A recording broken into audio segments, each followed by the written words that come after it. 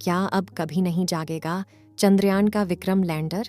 दोस्तों, जब से चंद्रयान 3 को 4 सितंबर के दिन वैज्ञानिकों ने स्लीप मोड में डाला था, तब से लोगों के जहन में यह सवाल उठ रहा है कि क्या अब चंद्रयान 3 कभी नहीं जागेगा? क्या चंद्रयान चांद पर पानी की खोज नहीं कर पाएगा? क्या चंद्रयान 3 का प्रज्ञान रोवर और विक्रम लैंडर हार मान चुका है? आपके जहन में उठ रहे सभी सवालों के जवाब लेकर आज हम उपस्थित हुए हैं, और साथ ही इस वीडियो में हम आपको कुछ नई चीजों के बारे में भी बताएंगे। सभी प्रश्नों के जवाब जानने के लिए वीडियो के अंत तक अवश्य बने रहें। दोस्तों, चांद पर चंद्रयान 3 का प्रज्ञान रोवर और विक्रम लैंडर इस समय गहरी नींद में है। इसरो के वैज्ञानिकों ने 4 सितंबर के दिन चंद्रयान के विक्रम लैंडर को स्लीप मोड में डाल दिया था, और उसके कुछ घंटे के बाद प्रज्ञान रोवर भी काम करने के बाद विक्रम के बगल में सो गया था। क्योंकि चांद के दक्षिणी ध्रुव पर बहुत ही कम धूप पड़ती है, इसलिए चांद के दक्षिणी ध्रुव की रात काफी ज्यादा खतरनाक और अंधेरे से भरी होती है। और हमारा विक्रम लैंडर प्रज्ञान रोवर के साथ में चांद के इसी जगह पर सो रहा है, और इस समय दोनों इतने ज्यादा अंधेरे में है कि अगर कैमरे द्वारा देखा जाए तो दिखाई भी नहीं दे सकते हैं। इस समय जिस जगह पर विक्रम लैंडर उपस्थित है, उस जगह का तापमान लगभग -250 डिग्री सेल्सियस के करीब पहुंच चुका है। लेकिन अब चांद के दक्षिणी ध्रुव पर कुछ घंटे के बाद सुबह होने वाली है, इसलिए चांद के दक्षिणी ध्रुव का तापमान धीरे धीरे बढ़ने लगा है। यानी कि अनुमान लगाएं तो इस समय चांद के दक्षिणी ध्रुव का तापमान लगभग 200 डिग्री सेल्सियस से कम हो चुका होगा। हमारे प्रज्ञान रोवर ने लेजर डिटेक्शन द्वारा चांद की मिट्टी में उपस्थित कुछ तत्वों का पता लगाया था, जिनमें ऑक्सीजन के साथ साथ aluminium, iron, chromium, manganese, silicon, titanium और सल्फर जैसे एलिमेंट उपस्थित है। और विक्रम लैंडर में लगे इंस्ट्रूमेंट के द्वारा सूरज की रोशनी का प्लाज्मा रेडिएशन के बारे में भी पता लगाकर हमारे इसरो के वैज्ञानिकों तक जानकारी भेजी गई थी। जैसा कि आप जानते हैं कि चंद्रयान 3 को चांद पर 14 दिनों तक काम करने के लिए भेजा गया था, लेकिन फिर भी हमारे चंद्रयान ने चांद पर केवल 10 दिनों तक ही काम किया। चंद्रयान 3 ने चांद की सतह पर 23 अगस्त के दिन शाम को करीब 6 बजे लैंडिंग की थी, और चंद्रयान 3 ने चांद के दक्षिणी ध्रुव पर लैंडिंग करके इतिहास के पन्नों में अपना नाम दर्ज कर दिया था।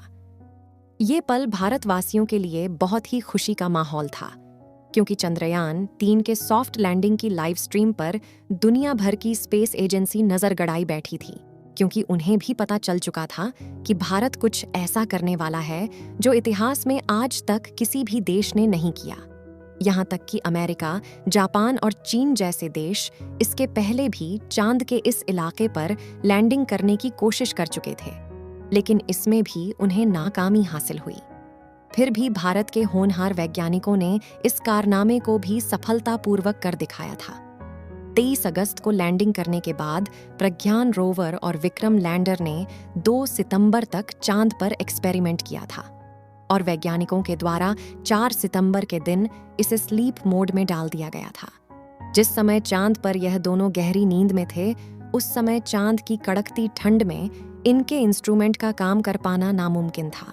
इसलिए वैज्ञानिकों ने उनके सारे इंस्ट्रूमेंट को बंद कर दिए थे, ताकि वह सुरक्षित बने रहे और दोबारा से सुबह होने पर इनको फिर से चलाया जा सके।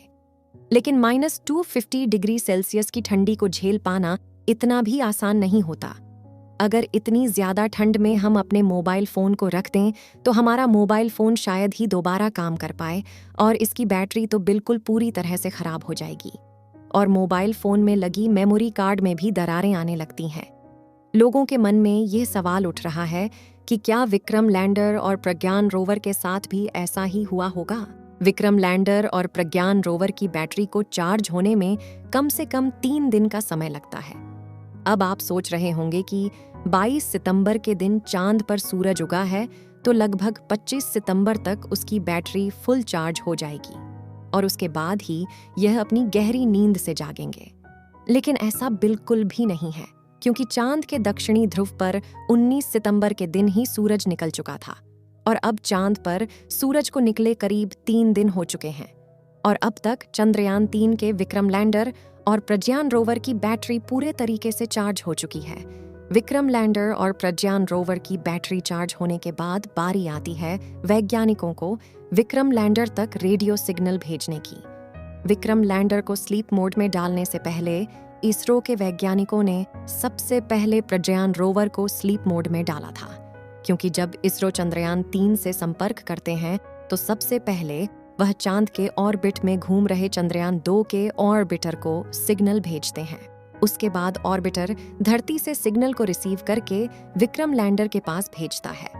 ऐसे में विक्रम लैंडर को पहले बंद नहीं किया जा सकता था, इसलिए सबसे पहले प्रज्ञान रोवर को स्लीप मोड में डालने के बाद विक्रम लैंडर के सारे आउटपुट सिग्नल को बंद कर दिया गया था, लेकिन उसके रिसीवर को चालू रखा गया, जिससे जब चांद पर सुबह हो तो उसकी बैटरी पूरी तरीके से चार्ज हो जाए, ताकि जब वैज्ञानिकों के द्वारा रेडियो सिग्नल भेजा जाए तो उस सिग्नल को लैंडर रिसीव करके अपने सारे उपकरण को एक्टिवेट कर ले और फिर से जाग जाए। उसके बाद प्रज्ञान रोवर को भी जगा दें।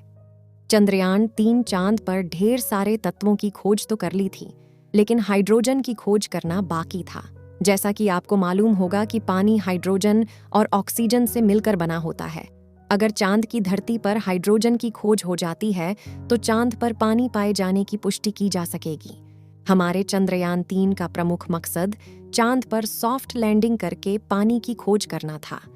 आज के दिन वैज्ञानिकों के द्वारा विक्रम लैंडर के पास रेडियो सिग्नल भेजा गया, क्योंकि अब चंद्रयान 3 के विक्रम लैंडर की बैटरी पूरी तरह से चार्ज हो चुकी है और चांद पर सूरज को निकले लगभग 3 दिन हो चुके हैं।